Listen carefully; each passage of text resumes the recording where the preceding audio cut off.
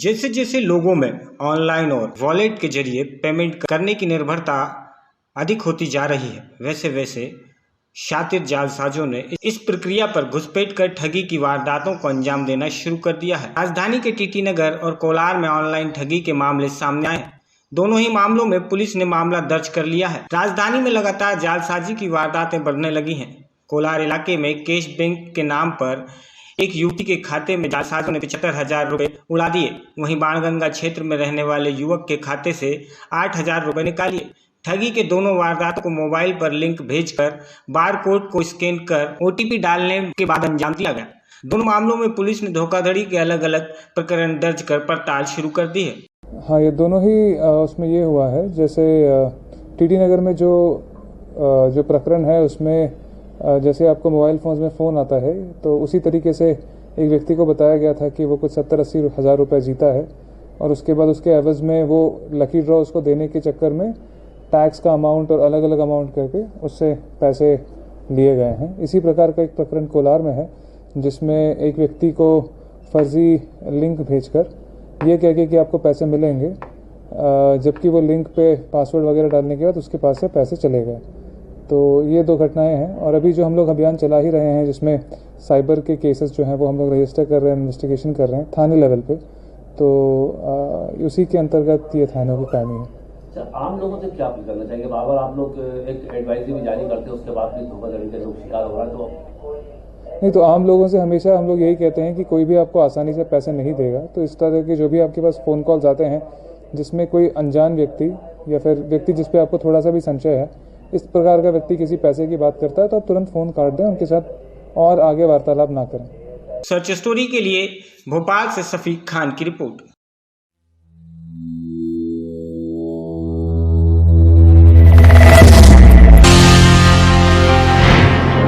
निशादपुरा थाना इलाके में रहने वाली एक छात्रा के साथ मोहल्ले में रहने वाले ऑटो चालक अपने घर में बंधक बनाकर रेप कर दिया। 3 दिन पुरानी इस घटना की शिकायत परिजनों ने थाने में की। पुलिस ने बलात्कार का प्रकरण दर्ज करने के बाद आरोपी को हिरासत में ले लिया है। निशादपुरा पुलिस ने बताया है कि 15 वर्षीय नाबालिग करौद इलाके में रहती थी तथा 10वीं कक्षा की छात्रा है। उसके मोहल्ले में रंजीत मीना नाम का युवक रहता है, वह ऑटो चलाता है। एक ही मोहल्ले में रहने के कारण छात्रा की दोस्ती रंजीत से हो गई। वह कई बार उसके ऑटो में स्कूल और अन्य जगहों पर जाती थी। 20 मार्च की रात करीब 12:30 बजे छात्रा के घर के बाहर बने टॉयलेट में गई थी। इसी दौरान रंजीत मिल गया। कुछ देर बातचीत करने के बाद वह बहला फुसला कर किशोरी को अपने घर ले गया। यहाँ पर उसने जोर जबरदस्ती करते हुए किशोरी के साथ दुष्कर्म किया। याद करने के बाद उसने परिजनों को कुछ भी बताने पर जान से मारने की धमकी दी। इस धमकी के कारण छात्रा चुप रही। अगले दिन रंजीत जब उस पर फिर से शारीरिक संबंध बनाने का दबाव डालने लगा तो छात्रा ने पूरी बात परिजनों को बता दी। घटना की जानकारी मिलने के बाद परिजनों ने इसकी शिकायत पुलिस को कर दी। पुलिस ने बलात्कार का प्रकरण दर्ज करने के बाद आरोपी को हिरासत में ले लिया है। थाना निशादपुरा में एक संवेदनशील मामला सामने आया जब एक 15 साल की लड़की ने एक आरोपी के खिलाफ शिकायत की कि उसके साथ उसने गलत काम किया। पुलिस द्वारा तत्काल कार्रवाई करते हुए FIR दर्ज कर ली गई है और आरोपी हिरासत में ले लिया गया। प्रकरण विवेचना में है। विवेचना में जैसे साक्ष्य आएंगे वैसी कार्रवाई करेंगे। वो लड़की उनके कैसे संपर्क में आई थी? प्रकरण सारा विवेचना में है। सारे उसके स्टेटमेंट और अन्य चीजें होंगी, उसके आधार पर जैसे विवेचना में आएंगे साक्ष्य वैसी कार्रवाई करेंगे। भोपाल से सर्च स्टोरी के लिए शफीक खान की रिपोर्ट।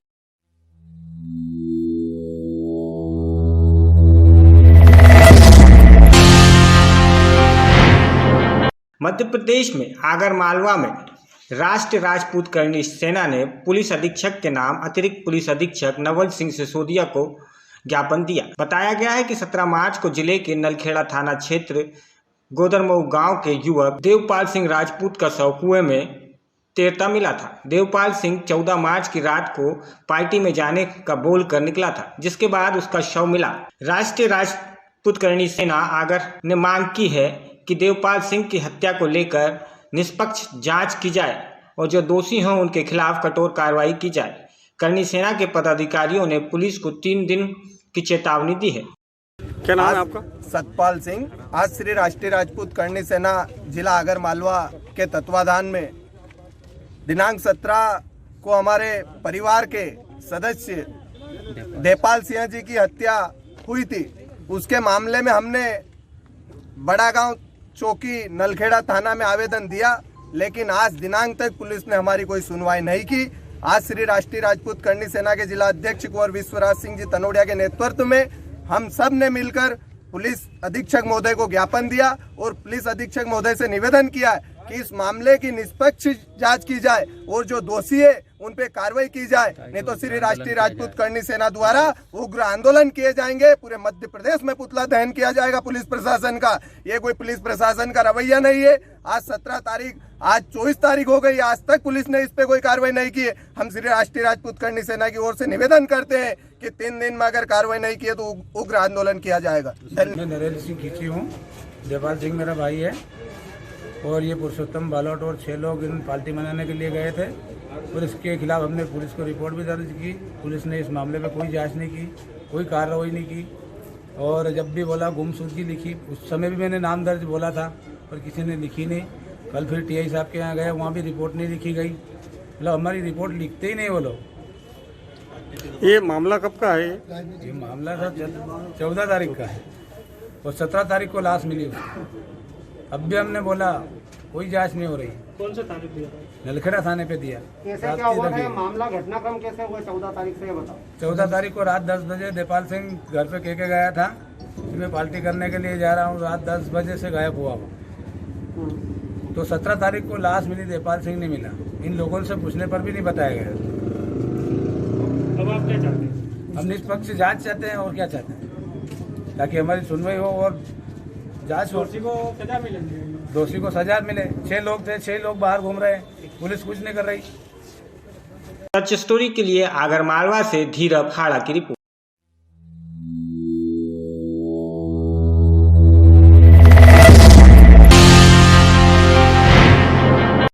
देश भर में लॉकडाउन लगने की प्रक्रिया को 1 साल पूरा होने पर कांग्रेस ने अहमदपुरा चौराहे पर सनक दिवस के रूप में धरना प्रदर्शन किया। कांग्रेस कार्यकर्ताओं का कहना है कि प्रधानमंत्री नरेंद्र मोदी ने कोरोना काल में बिना किसी पूर्व सूचना के अचानक ही लॉकडाउन लगा दिया, जिससे हजारों लाखों लोग प्रभावित हुए थे। पूरी दुनिया का सबसे बड़ा लॉकडाउन लोगों के लिए परेशानी का कारण बना। उसी लॉकडाउन का आज 1 साल पूरा हो गया है। पूरा देश जानता है, आप सब लोग भी जानते हैं कि आज से 1 वर्ष पहले हमारे देश के प्रधानमंत्री नरेंद्र मोदी जी ने 8 बजे कोरोना के कारण लॉकडाउन की घोषणा की थी और उस अचानक लॉकडाउन की घोषणा के कारण हजारों गर्भवती महिलाओं को पैदल चलकर अपने घर, जहां वो मजदूरी करती थी, फैक्ट्रियों में काम करती थी, वहां से पैदल चलकर उन्हें घर जाने के लिए मजबूर किया गया था। लाखों महिलाएं, हजारों महिलाएं पैरों में छाले लेकर अपने मासूम छोटे छोटे बच्चों को गोद में लेकर अपने कोख में पल रहे बच्चे को लेकर पैदल रोडों पे चली और उस लॉकडाउन के कारण उन माताओं ने अपने नवजात शिशुओं को इस लॉकडाउन के कारण खोया। ये देश के लिए बड़ा दुर्भाग्यपूर्ण है, देश की महिलाओं के लिए बड़ा दुर्भाग्यपूर्ण है कि एक देश के सन की प्रधानमंत्री ने अचानक लॉकडाउन करके हमारे देश की महिलाओं को, गर्भवती बहनों को संकट में डाला और उनकी जान को जोखिम में डाला। किस संबंध में? आज से ठीक 1 साल पहले रात को 8 बजे प्रधानमंत्री नरेंद्र मोदी ने देश में लॉकडाउन लगाने की घोषणा की थी। बगैर किसी तैयारी के, बगैर किसी सूचना के लॉकडाउन लगाने से देश के करोड़ों श्रमिक और मजदूरों का जीवन जीना मुश्किल हो गया था। हमने स्वयं देखा है, आप सभी ने देखा होगा मीडिया के माध्यम से, सोशल मीडिया के माध्यम से, करोड़ों लोग पैदल चलकर अपने घर को गए। उन लोगों को ना रास्ते में खाना मिला, ना पानी मिला। लोगों ने बामुश्किल अपना सफ़र तय किया। आज भी उस लॉकडाउन की वजह से कई लोगों का जीवन आज भी पटरी पर नहीं लौट पाया है। हजारों श्रमिक, हजारों महिलाएं, हजारों बच्चे सड़क दुर्घटनाओं में मारे गए। प्रधानमंत्री से हम मांग करते हैं इस गलत फैसले के लिए देश की जनता से माफ़ी मांगे। इसीलिए हम आज सनक दिवस के रूप में उस दिन को याद कर रहे हैं। सच स्टोरी के लिए विदिशा से गुड्डू किरार की रिपोर्ट।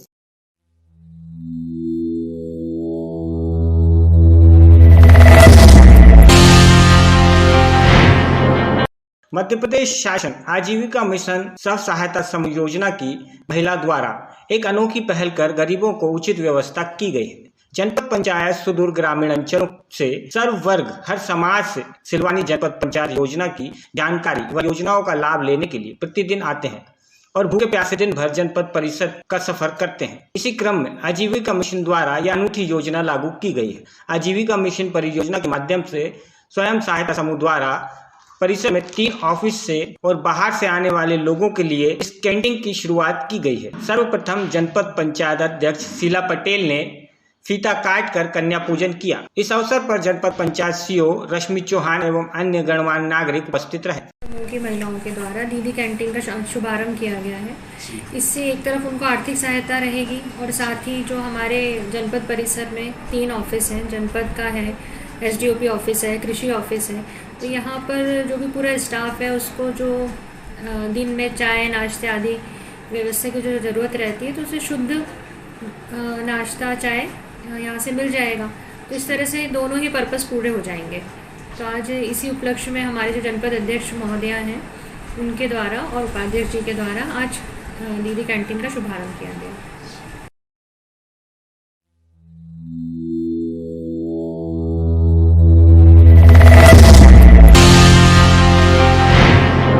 मुल्ताई पुलिस ने मुल्ताई में कामता में हुए दोहरे हत्याकांड का खुलासा किया है।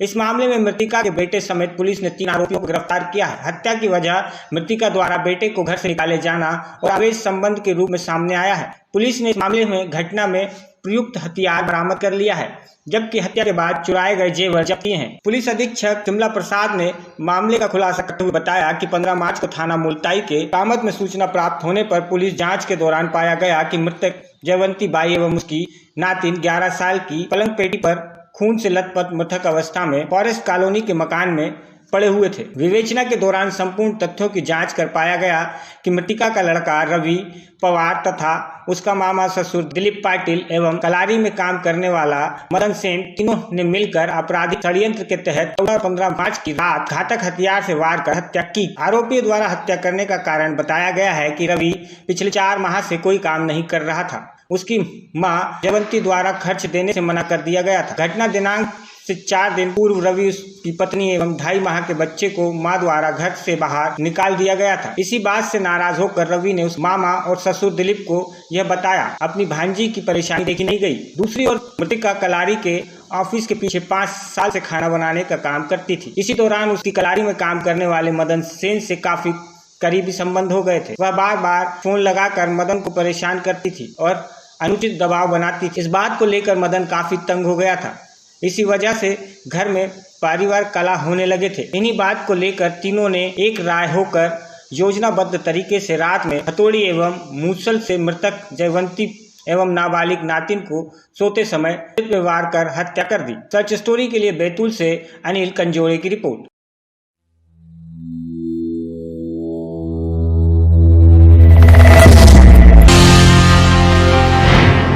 सीधी जिले के आदिवासी बहुमूल्य क्षेत्र संजय टाइगर रिजर्व कुसमी का है, जहां कुछ दिन पूर्व जंगली जानवरों के शिकार हुए मासूम एवं वृद्धों का मामला थमा ही नहीं था कि आज कुछ बच्चों के साथ जंगल में महुआ फूल बीनने गई राखी बेग पिता उद्धव बेग उम्र 13 वर्ष निवासी पिपराही जंगली जानवर तेंदुए के शिकार हो गई, जिसकी खबर लगते ही समूचे क्षेत्र में सन्नाटा फैल गया एवं आए दिन जंगली जानवरों से तबाह ग्रामीण आक्रोशित होने लगे हैं। सूचना मिलते ही SDOP कुंशी मंझोली आर के शुक्ला थाना प्रभारी सही टीम मौके पर पहुंची और मौका मुआयना कर शव को PM करवाने के उपरांत अंतिम संस्कार के लिए परिजनों को सौंप दिया गया। वहीं SDM कुसमी आर के सिन्हा पीड़ित के घर पहुंच सांत्वना देते हुए तत्कालीन सहायता के रूप में पंचायत सचिव से 10,000 रुपए, विक्रेता पिपराही से 1 क्विंटल चावल एवं 50 किलो गेहूं उपलब्ध कराया गया। साथ ही पशु से मौके पर प्राकृतिक मानते हुए 4 लाख रुपए की सहायता राशि दिलवाने जाने का कहा गया है। सच स्टोरी के लिए सीधी से राजेश सिंह गहरवार की रिपोर्ट।